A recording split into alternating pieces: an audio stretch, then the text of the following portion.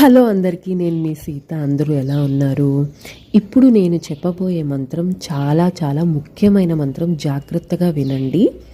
ఈ మంత్రాన్ని 21 రోజులు 21 సార్లు పొద్దున పూట చదవాలి.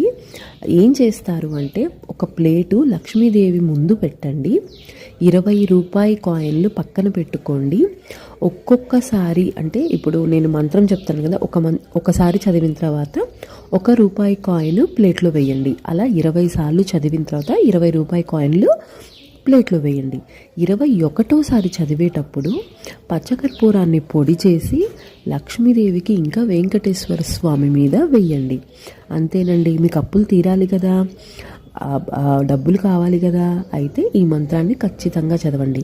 ఈ మంత్రాన్ని నేను ఇక్కడ డిస్ప్లే చేస్తాను. జాగ్రత్తగా చూసి నేర్చుకోండి. ఏమైనా డౌట్లు ఉంటే కామెంట్ చేయండి.